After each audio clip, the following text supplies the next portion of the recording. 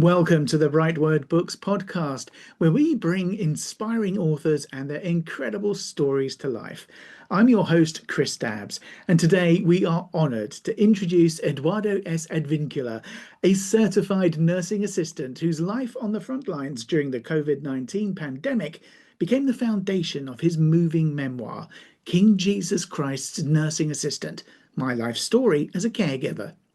In this deeply personal account, Eduardo reflects on the challenges of working in an overburdened healthcare system, the resilience required to face each day, and the unwavering faith that fueled his compassion.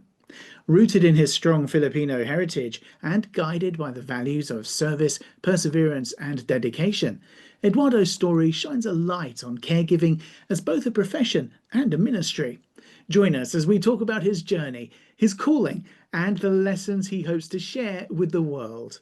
So here we are. Let's just dive straight in. Mr. Advincula, how are you? As good as you are, Chris. I'm fine. Thanks for asking. No, And nice no. to be in your show today. Yeah, no, this is going to be great because, working during COVID, on the front lines like that must have been really difficult. And, what moved you to write King Jesus Christ Nursing Assistant? Was there a defining moment during your caregiving journey, that made you feel that your story needed to be shared with people? Oh, yes, Chris. My life as a Christian has a lot of ups and downs. I have many facets and faces, so to speak, and encounters, if I may put it that way. I would say that my most defining moment was when I found myself witnessing right before my eyes countless number of my patients and other patients of my other fellow caregivers at work in the hospital dying due to COVID-19. Uh, they those dark days of COVID, Chris, it made me all the more conclude how life is short, really. That whatever you have accumulated on earth, whether it's fame, fortune, or influences, politically or otherwise, all of these, all of those, won't matter to you anymore. Because my thing is, you are in a fight which was the worst kind of fighting because you are fighting for your own life to overcome death. And have experienced so many indescribable situations in the hospital myself, to the point where I got exhausted, to the point where some of my fellow workers contracted COVID and they never made it. And I was one of them, one of those taking care of them without them knowing it.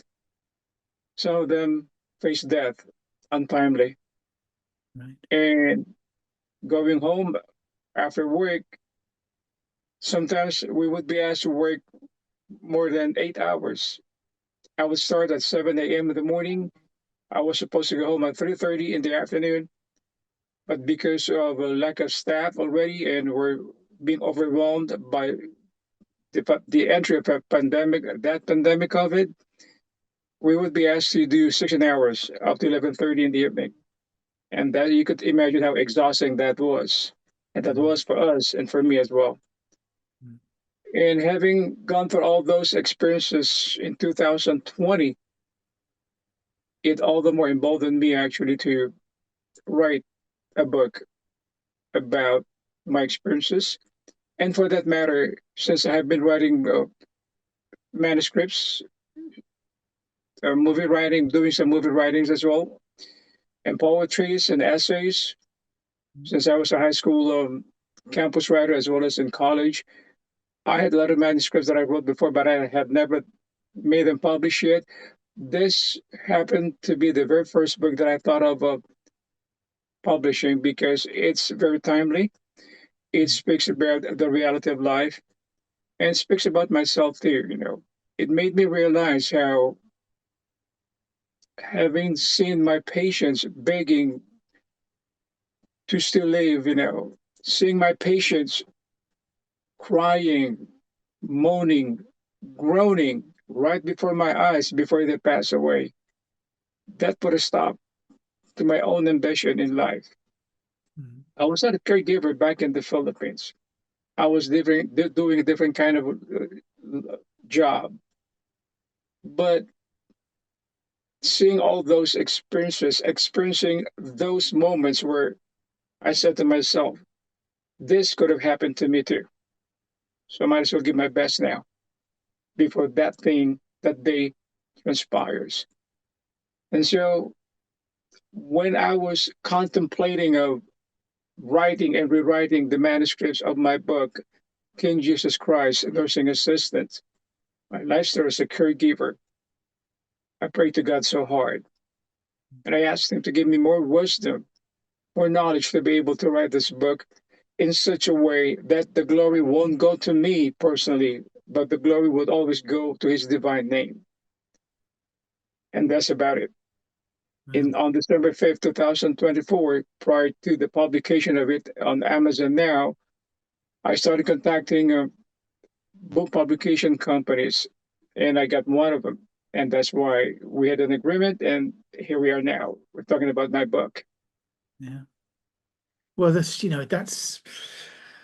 hard, isn't it? I mean, I, I feel for you. I feel for the families. I feel for the victims of, COVID, or the victims, you know, the people that suffered through that. And I think it's one of those things that we need to make sure that we document properly, as a Yeah, society, right? What always amazed me is at the beginning of the pandemic, where really nobody kind of knew about the Spanish flu back in the beginning of the 20th yeah, century. yeah, Yeah. And it was kind of a forgotten thing, wasn't it? So we need to make sure that COVID doesn't go that way, I think. yeah. And I think your memoir, that's blending personal experience in hospitals and how exhausted you are, your faith, how you've said, that you prayed very hard. Obviously, you would have done, and the service that you did through having to work all of those hours. I mean, how did you find the balance between telling your professional story as a caregiver and then sharing your spiritual journey? Chris. Back in the Philippines, I was working as a legal researcher. I graduated law in the Philippines, but I didn't pass the bar exam. And at first, I could not believe that why God allowed it. Okay, I'll put it that way. But I was working at the same time in the intelligence community of the Philippine military.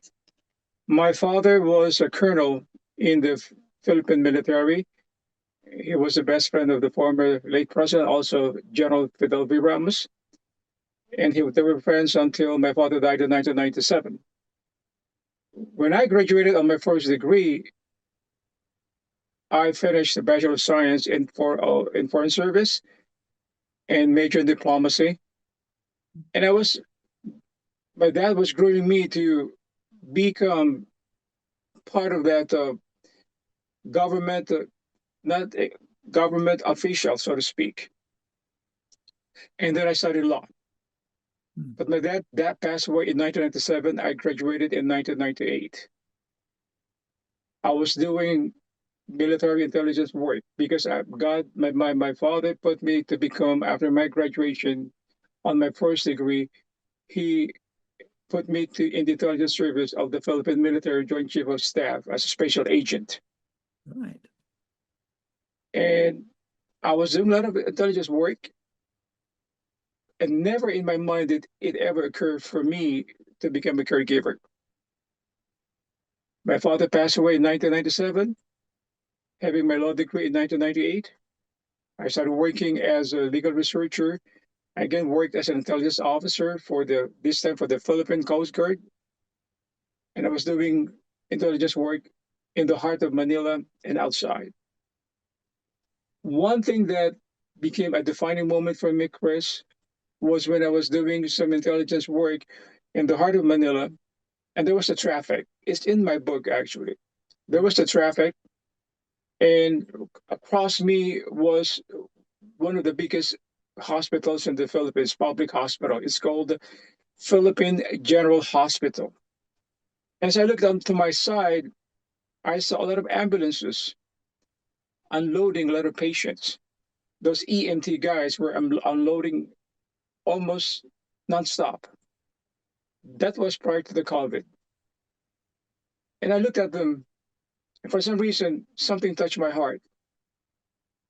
And after my intelligence work, because at the time I was doing intelligence work to track down some terrorists in Manila and some communist elements roaming around the streets of Manila killing policemen.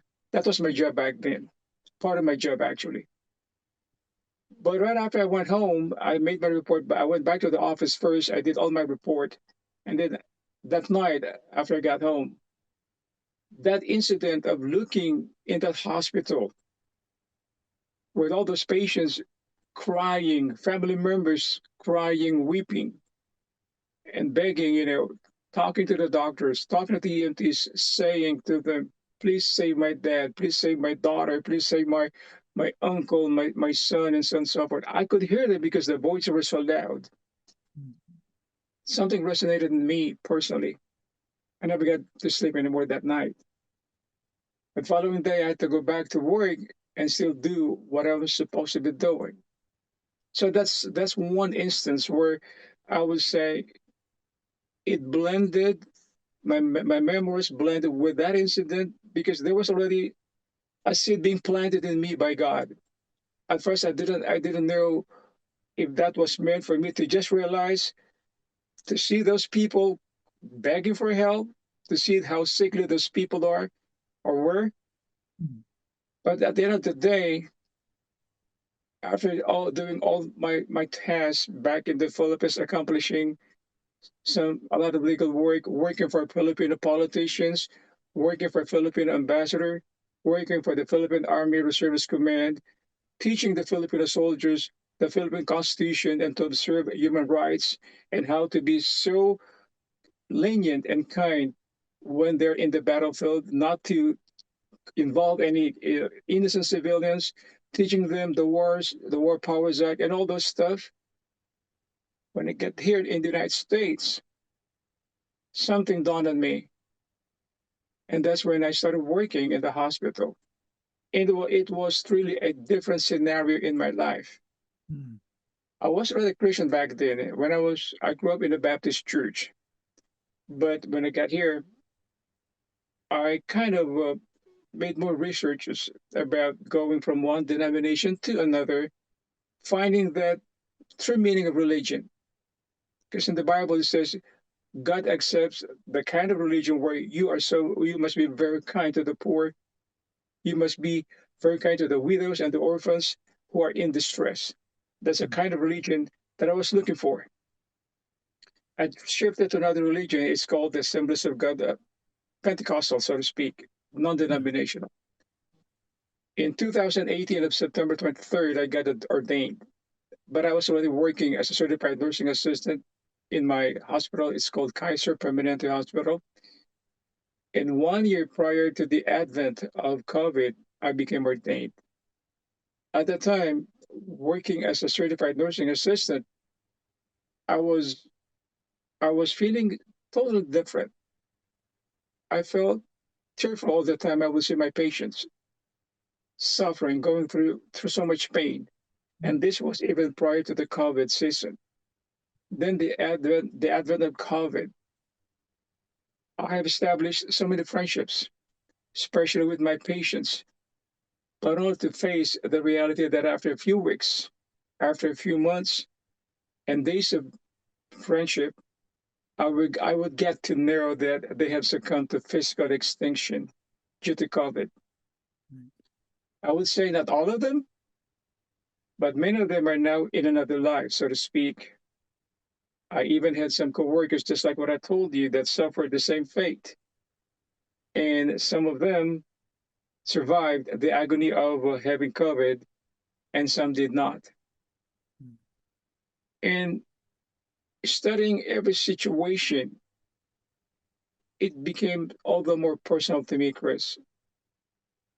The thought of seeing myself in that hospital bed, no longer as a caregiver, but a person who needs care, that really resonated so much about what took place way back in the Philippines when I was witnessing those patients being unloaded from the ambulances. And now I'm here doing exactly what I thought I would never do as a caregiver. And my faith in God all the more got emboldened. thinking about, the life story of Steve Jobs. Everybody knows him. I remember, and I would paraphrase what he said, when he contracted cancer. It's just a paraphrase. It goes this way. He said, I can buy all the latest equipment in this hospital. I can buy even this hospital, but I can never buy somebody who will take over my place. I studied the life of Steve Jobs, and I kept digging more, and I kept studying other people's lives, the famous ones, and even the less famous ones. They had one thing in common. When they faced the reality that they had to be in another life, that all the more deepened my understanding that my commitment with my King Jesus Christ must be all the more become solid.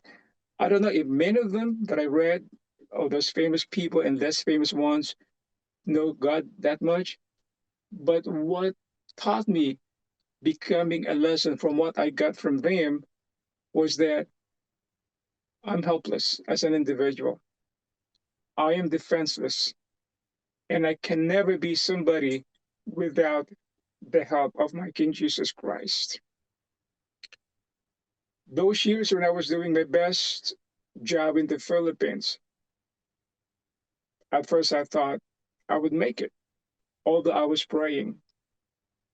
But the reality was there was still an agenda on my part to be on that stage of fame, to be at the hallmark, just like anybody else, not knowing eventually that God would humble me. Becoming a caregiver is one of the most rewarding jobs for me, and perhaps the most rewarding job because it taught me the beauty of life and how God designed life to be. I have taken care of all kinds of people from all walks of life. I never look at them. I never look at their skin color. I never look at their ethnic backgrounds. I never look at their professions. I took care of doctors, nurses, U.S. soldiers, U.S. policemen, inmates, homeless individuals, teachers, politicians, my fellow caregivers from all nationalities, white, brown, black, Hispanics, Chinese, other Filipino individuals, Japanese, Mongolians, Tibetans, from you name it, from all over the world. That made me realize, Chris, that I have to be all the more in line with my divine creator. You see, it became so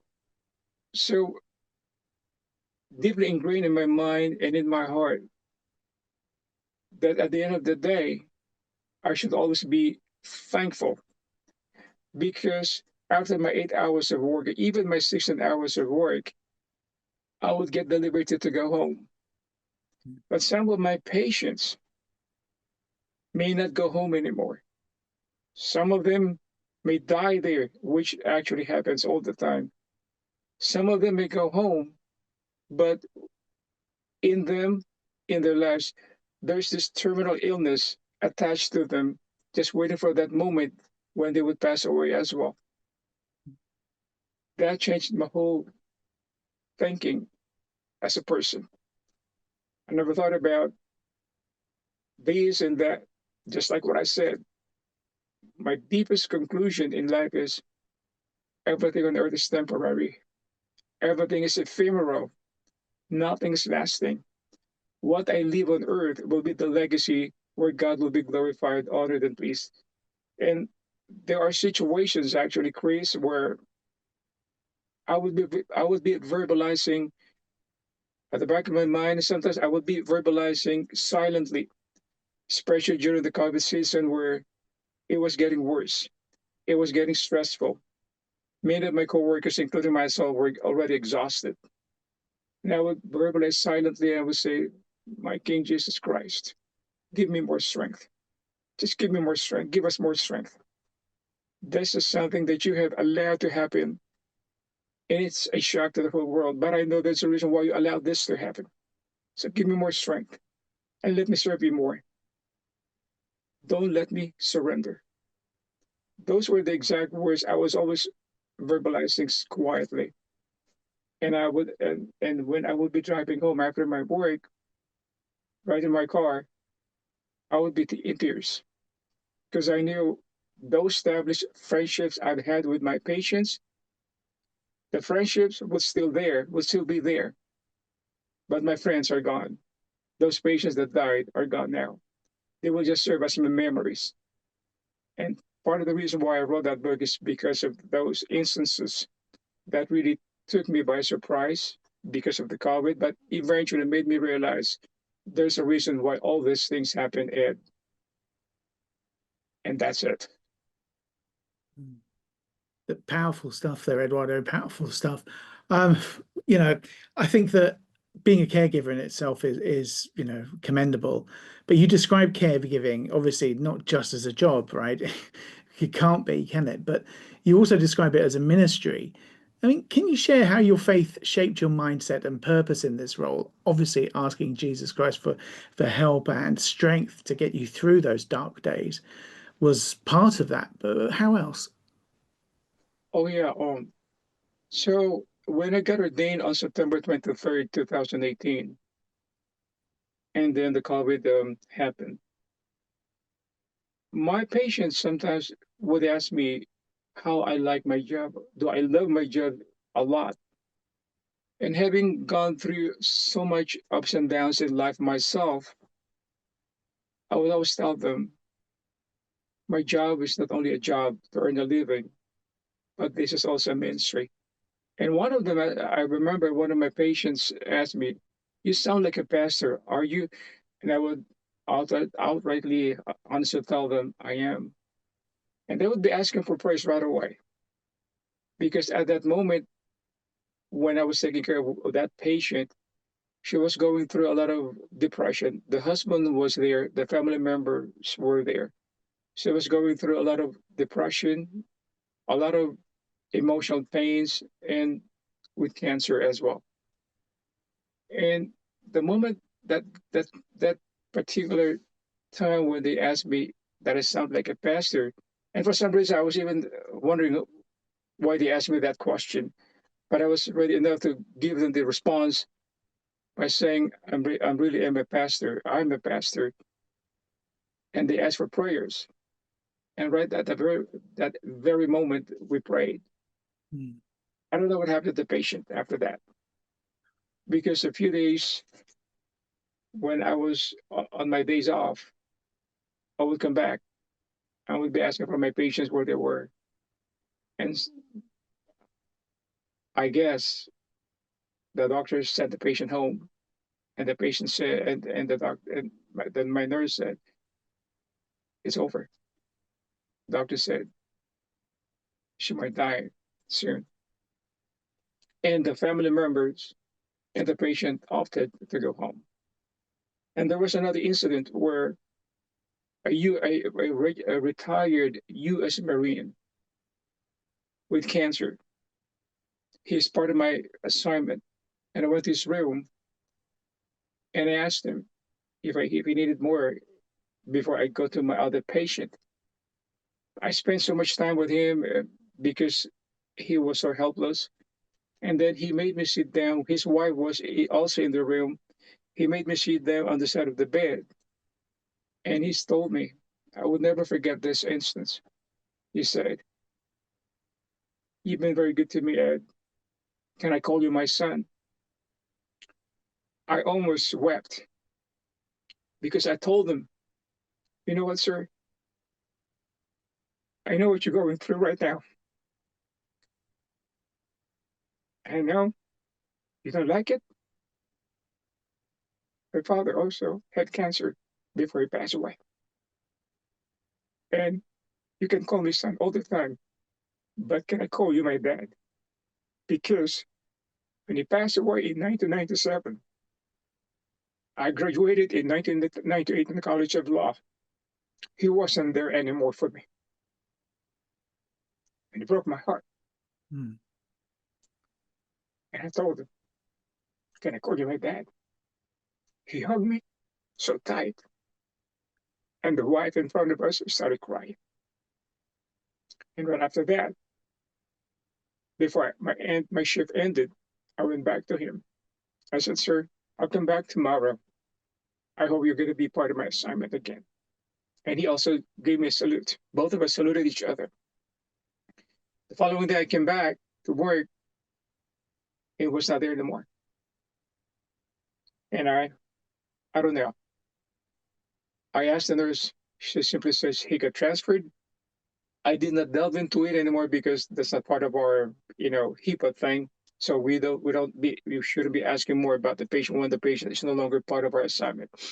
And I figured, I said, I hope he makes it. Mm. And so blending my memoirs in the Philippines and here, it's very emotional, if I may say so. It taught me so much about life, Chris. It led me to the right direction.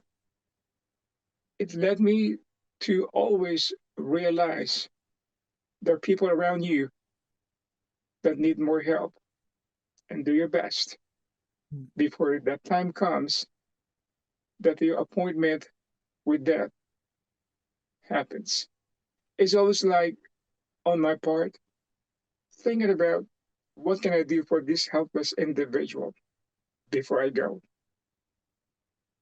In my book, you see the front cover with me and my mother. Mm. She's now in the care home, uh, nursing skilled facility here in Northern California. It's called the Masonic Homes of California because I'm also a Mason. My mother qualified to be there. It's a skilled nursing facility for the Freemasons like me and the family members as well. My mom used to live in this house. She's already 85 years old. But for some reason, she fell and fractured her tailbone. And although she had a caregiver, the caregiver could not really carry her that much. Although my mom was small, but she's heavy somehow. And I Mm. was advised by her doctor, to take her now to a 24/7 treatment in the nursing skilled facility. And we're fortunate enough to have the Masonic Homes of California here in California for people like my mother, being the son of a Mason, and her father was a Mason too. I put that picture as the front cover of my book because I would like the world to know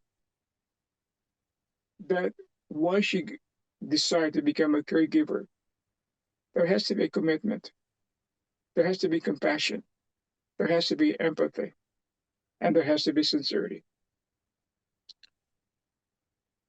When I saw my mom going through some stress and depression as well, because she's no longer at home, I made it a point to visit her every day after work and even my day off. And after our interview, I'm going to visit my mom again. And my thing is, my mom is a living testimony, part and parcel, why I decided to become sincerely committed to becoming a caregiver. It's because one day I will face that elderly stage as well. I will get elderly one of these days if God would permit. But if God won't, that I would die early, it's His worth. On March 31st of this year, Chris, 2025, I was working. March 31st being a Monday. It's a busy Monday for the hospital, especially at the ER, the emergency room. As I was taking care of my patient with mental disability, I took care of her, taking the vitals, the blood pressure, the temperature, cleaning her room, and so on and so forth. And all of a sudden, I started having some chest pain. I was jabbing my chest for about 3 minutes. I thought it was just a heartburn. But between 4 and 5, I was timing it already. Between 4 and 5 minutes, something radiated in my back. It radiated so hard that I was feeling the pain. I felt like my heart was being poked. I was having cold sweats, and I was having a hard time breathing. And I said to myself, this is something else. This is no longer a heartburn. I had to call my manager. I told her I need to go to the ER right now. I'm not feeling good anymore. She rushed to the room, held my hand. I was so cold, and I said, I'm having a hard time breathing. I had to go. I didn't wait for somebody to wheel me down to the wheelchair, to the ER. From the fourth floor all the way to the first floor, I had to use the elevator and walk fast to the ER. And the scenario that I saw was indeed spiritual in nature, if I can say that. I saw the hands of God walk me through that. I was in that near death experience. And so when I went to the ER, there was no patient. It was unbelievable because Monday morning is supposed to be very busy. But I was alone, the only patient right there at that moment. And then the nurse told me, do you need something? I said, I'm having a hard time breathing. They rushed me right away to the room. All the nurses went inside. And then the doctors also went inside. And the doctor said, take his EKG. And after a minute or two, the doctor came back to me and she said, you are having a major heart attack right now. I was flabbergasted. I was shocked. Mm. And then they right away gave me some glycerate. They gave me morphine. They administered morphine because I was in pain. They gave me a lot of aspirin, and they took my X-ray. And the doctor said, your coronary artery is totally blocked now by a big plaque, and that's why you're having a hard time breathing. They took me to another Kaiser facility in Oakland, and they did a stent procedure on me. That was the only time I was able to breathe. And after that, they took me to ICU in that hospital, and I had my self reflections. March 31st, imagine, Chris, the doctor said, you will be here for a few days because that's a major heart attack. I had heparin drip on me through IV, being administered to me. But I said to the doctor, honestly, doc, on April 3rd will be my birthday. My mother is waiting for me right now. And I had to put on the video to let my family members in the Philippines, in Canada, in Australia, and even here in the United States to let them know not to tell my mother that I had a heart attack. It's on my video. I have my own Facebook account where I would be posting videos with my mom and me in the facility, and in that particular incident where I had a heart attack. I told the doctor, April 3rd, being Thursday, would be my birthday, doc, and I will be celebrating my 63rd birthday with my mom. She's waiting for me. That Monday, March 31st, April 1st, I got released, requesting so hard to the doctor to let me go. And I told them, just give me all the oral medications. You can remove the IV. I want to see my mother. April 1st, the doctor released me, discharged me. April 2nd, I came back home. April 3rd, I went to my mother in the facility. And the moment she saw me, she simply asked me, where were you, son? I've been waiting for you. When I heard that, Chris, I hugged my mother and I put my face on her back. And I was crying like a baby. I just didn't have the nerve to tell my mom I almost died of a heart attack. Mm. And my mom looked at me and said, what's going on, son? I said, nothing, Mom. I'm just happy I'm celebrating my birthday with you now. But until now, it's been almost 5 months after my heart attack. My mother doesn't have a clue that I had that major heart attack on March 31st. With those situations, and under those situations, Chris, the more I said to myself, I made my commitment to God. I will do my best, Lord, for your name to be glorified, for King Jesus Christ to be known to the whole world, to the whole world.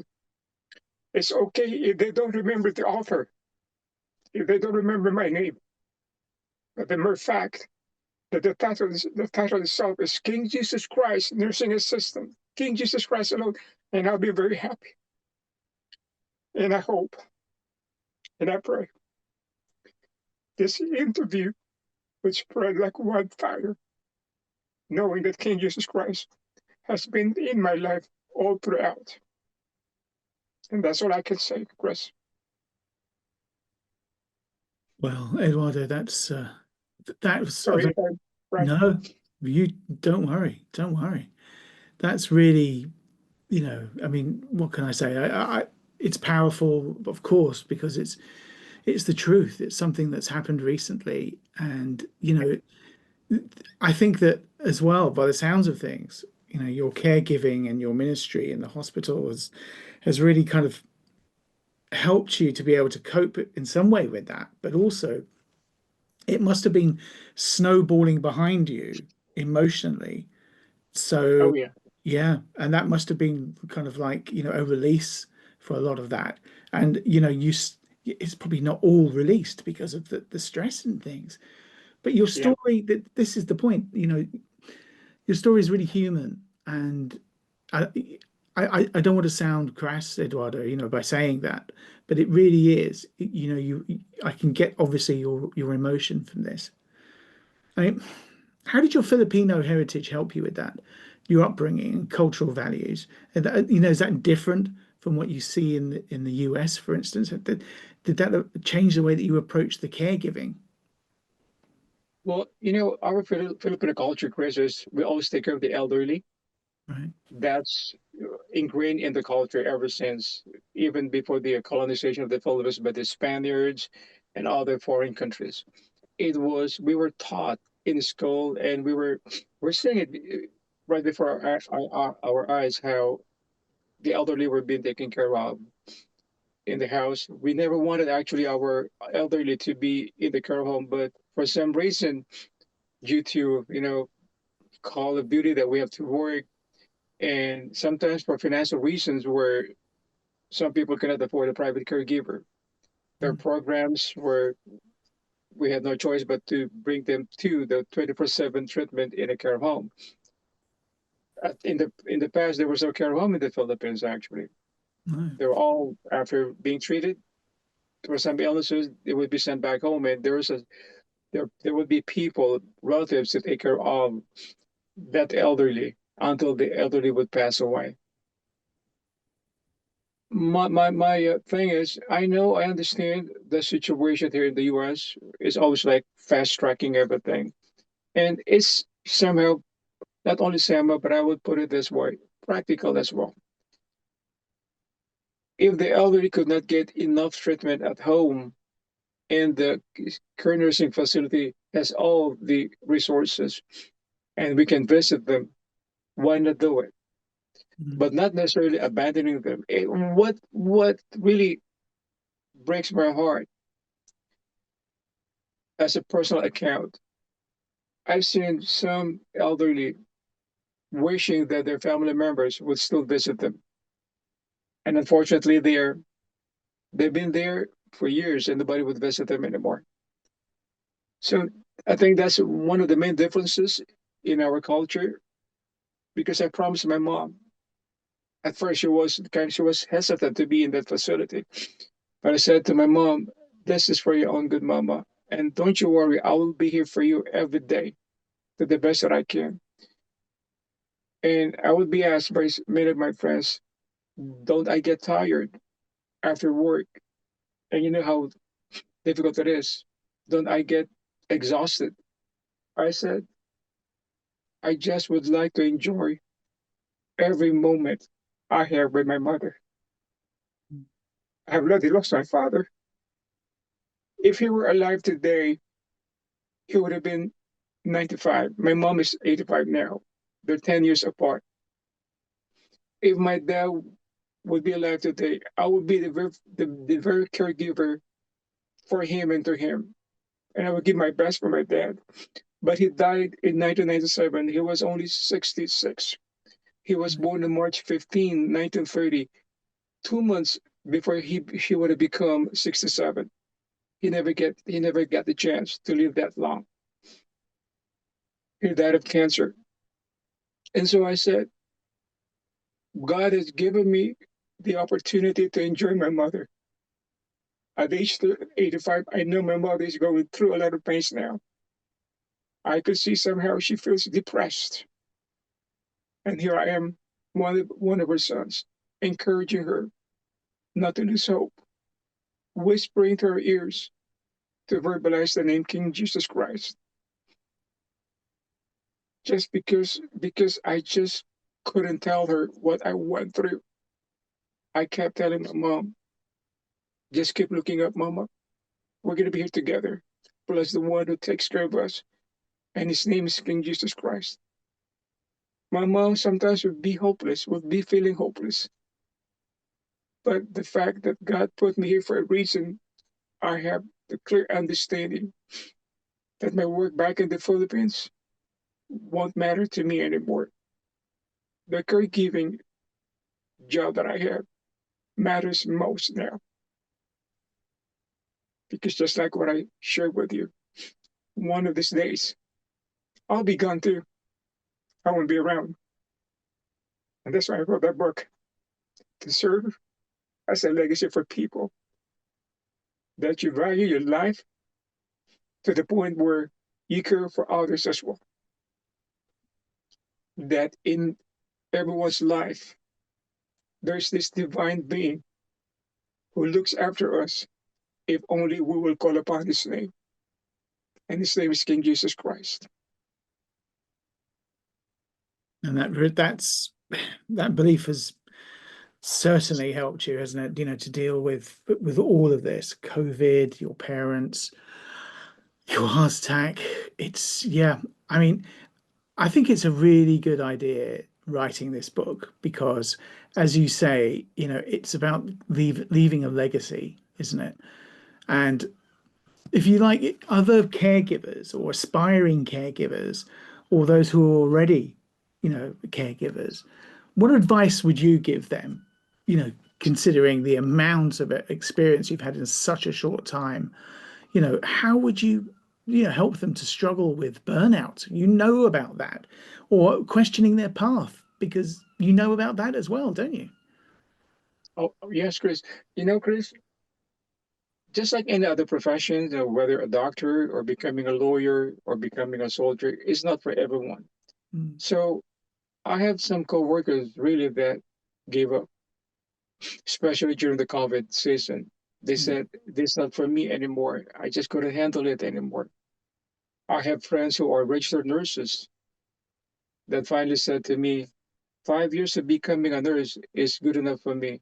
And I asked her, are you quitting? She said, yes, I need to move on to another profession. And so my thing is this, though. I've been in this profession. I've been working for almost 21 years now, actually. September 13th of this year will be my 21st year working in the hospital. mm. And it takes commitment. That's all the advice I can give them. Commitment, sincerity, credibility, transparency, diligence, compassion, empathy, and looking after somebody who you know is helpless, defenseless, and sickly. If you can put that formula into one chemistry, I would say you won't go wrong. Yes, it's very hard. It's very difficult. Just this past 3 days, I was working with a 400-pound patient. My back was already hurting. I had 12 patients. And one of them was that 400-pounder. We tried to get him up, give him everything, encourage him. And as I was trying to get him up, I could feel the pain in my back. I was also trying to be extra careful because of my recent heart attack. But as I was looking at that patient, I saw the hopelessness in him because he would not respond that much. He was in depression. And I said, "You'll make it, bro. You'll make it, bro. Let's do this. Let's do some exercises. You'll make it."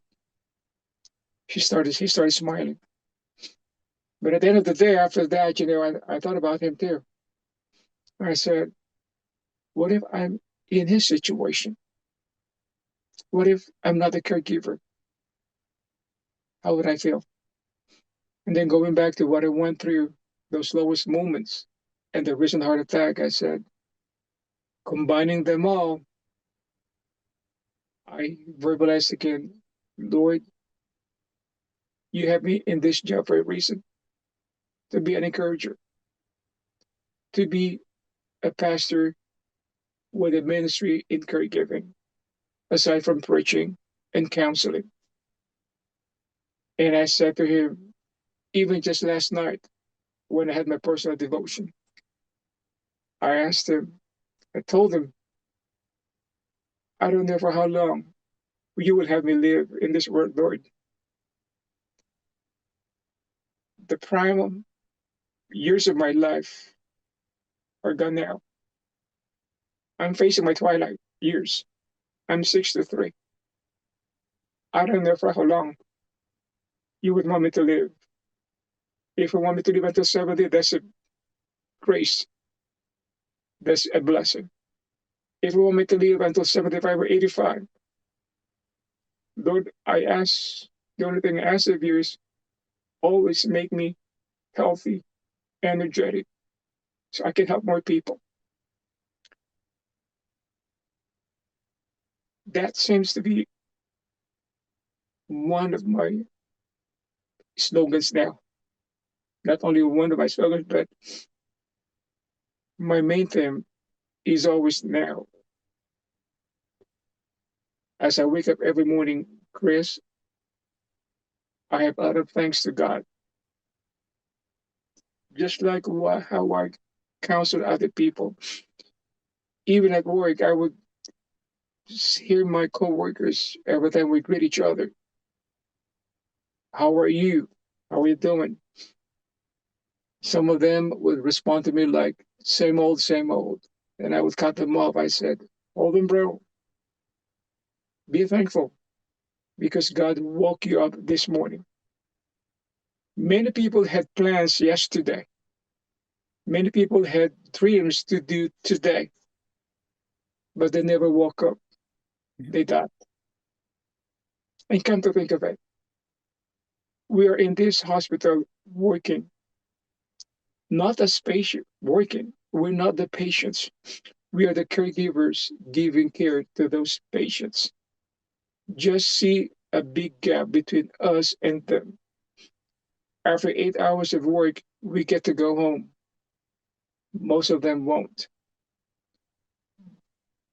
This is just an advice. Learn to live a life where you should always be grateful because an attitude of gratitude goes a long, long way. It brings unity. It doesn't divide people. It brings comfort. Just immerse yourself on this. It's not like I'm saying this to them to be showy, but I'm telling them, look at me. You know what happened to me, bro. I got a heart attack. The doctor told me and asked me first when I was in the ER, how long did it take for you to realize you're having a heart attack or a severe chest pain? And I answered the doctor and I said, about 5 minutes, doc, because that's the timeline. And the doctor put her thumbs up like this, good. And she said, because if you ignored that chest pain, to up to 10 minutes, three things would have happened to you. Either you would have had a stroke, you would have been paralyzed, and the worst case scenario, you would have been dead.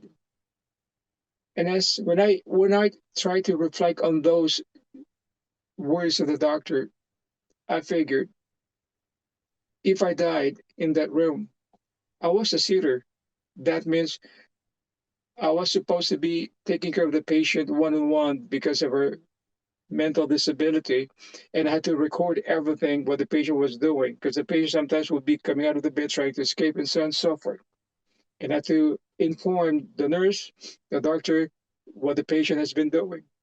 But I wasn't able to do it because of that heart attack. And so I figured, had I died that day, the patient wouldn't care, who she wouldn't know because she's mentally disordered. And the only time that the management of my hospital and who my fellow workers would find out that I died was when the nurse would go inside and see me on the floor, breathless. I reflected on that situation, March 31st, 2025, having that near-death experience. And that's the reason why I'm always sharing my testimony to others. Be thankful for any job you do. Be grateful, whether it's a high-paying job or a low-paying job. Be grateful because you may have accumulated so much wealth, fame, and fortune and influences, but that won't matter to you anymore. Just like how I thought of my life back home. I thought of becoming a licensed lawyer, serving more. But that's the reason why I incorporated my educational background and my employment background in my book for people to know that those things won't matter to you anymore. When death says, come on now, it's over. And that's how I think and I view life now. To the best that I can while I'm physically fit to work as a caregiver. And I'll keep doing this as long as I can. And it's time for me to retire. I will make it a point to at least still work as a caregiver on call.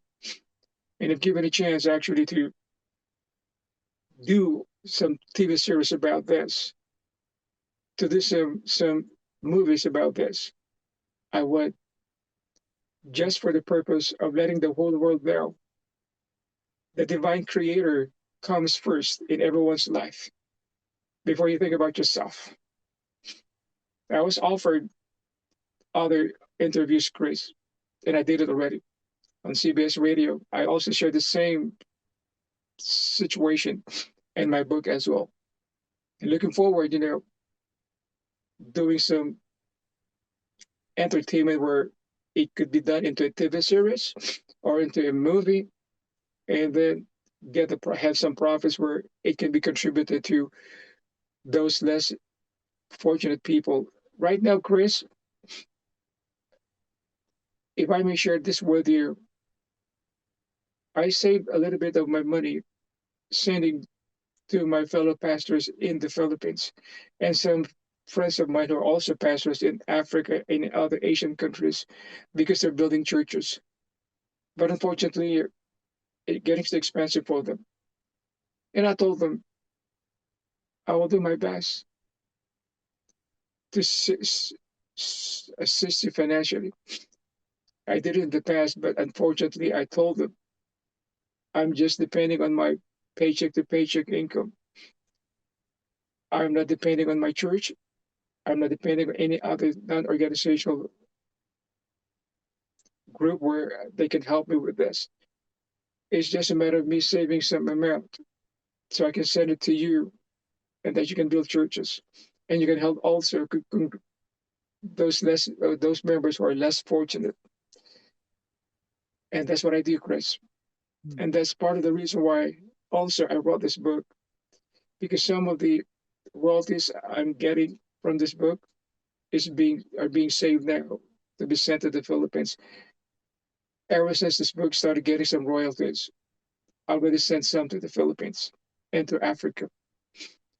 And if given a chance, this is also one of my prayers to God, given a chance to have this book become spread like wildfire to the point where it becomes one of the best-selling books, to the point that it becomes a movie, to the point that it becomes a TV series.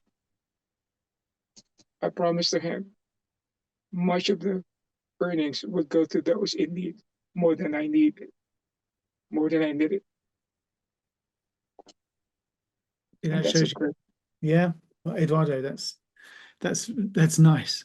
It's as simple as that, isn't it? Well, we are running out of time though, which is Yes, okay. a real shame. So I've got the last question to ask you, which is, that obviously the book is powerful. Your story is powerful. I've said this many, many times, but what do you hope that your readers will actually take away from King Jesus Christ Nursing Assistant?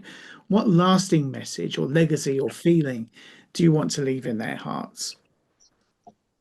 Yeah, it's just like I would like my readers of my book to know a bit of my parents and the specific roles in my childhood until reaching my adulthood.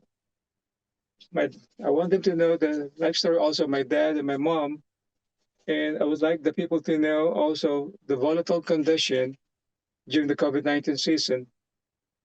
And the reason why I get inspired, because King Jesus Christ is my chief and main author who inspired me to write this book, who taught me to handle every small and big detail of my life in a new dimension, seriously. And if I may add, for my last statement, in Hebrews 12:2, states that God is the author and finisher of our faith. Just like what I told you, one day I won't be a caregiver anymore. I will say goodbye to this caregiving profession. Mm. And one day I won't be around to tell the people the importance of being with King Jesus Christ and having to leave a legacy as a caregiver for people to know that caregiving is the most rewarding profession I've ever had in my whole life. And there we Thank are. you, Chris. No. Thank you, Eduardo, for that. Thank you. Well, listeners, that was Eduardo's story. There is touching, and we can learn a lot from that, I think, and we can learn a lot from your strength there, Eduardo. I feel for you, and I'll be thinking of you after today's episode. And that wraps up today's episode of the Okay. BrightWord Books podcast. Thank you very much, Eduardo Advincula, for sharing your powerful, powerful story and giving us a glimpse into the life of not only a caregiver who's served with courage, compassion, and faith during one of the most challenging times in modern history with COVID, but also being part of other people's lives in helping them to get through whatever it was that they were suffering from, not only COVID, but in other instances as well. Listeners, if you'd like to read King Jesus Christ Nursing Assistant, My Life Story as a Caregiver, obviously it sounds like it would be something, a very spiritual read. You can find it through BrightWord Books and online retailers everywhere.